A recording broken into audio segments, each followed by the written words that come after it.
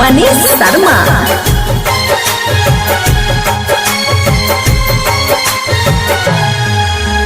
तूड़ दिहला दिल हर जाई बनला काहे इतना कसाई कवने गलतिया दूर हमसे भइला कवने गलतिया दूर हमसे भइला काहे गइल हम के भुलाई है तूड़ दिहला दिल हर जाई बनला काहे इतना कसाई।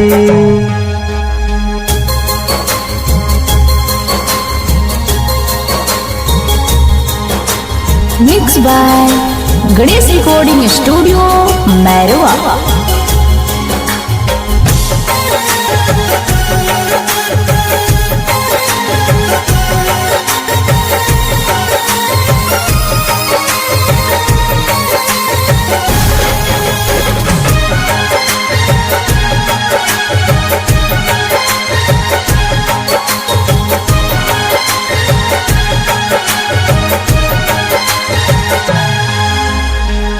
कोरवे में कटत रहे कब दिन रतिया भूल नाही ओई मीठी बतिया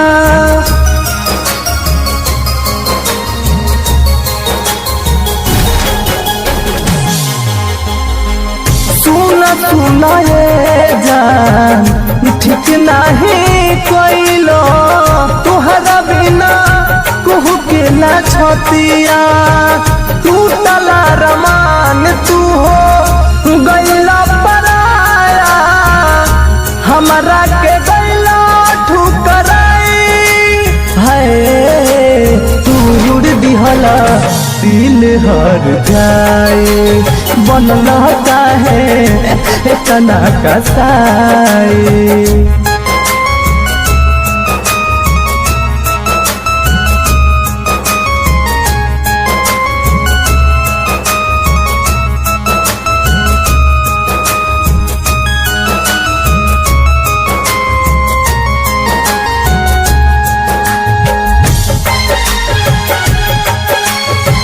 म्यूजिक बाय मनीष शर्मा।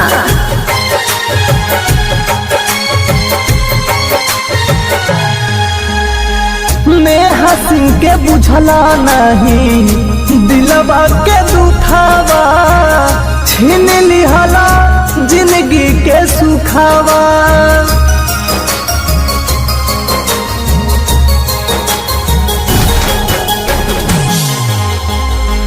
दिन रात रोवातानी बहुते सतैला दोसरा से शादी रचैला हमरा सोने कोइले है बाड़ा तू बेवफाई गइला तुझिया ते मुआई है तूड़ दिहला दिल हर जाए बनला काहे इतना कसाई कवने गलतिया दूर हमसे भइला कवने गलतिया दूर हमसे भइला काहे गइल हम के भुलाई है तूड़ दिहला दिल हर जाई बनला काहे इतना कसाई।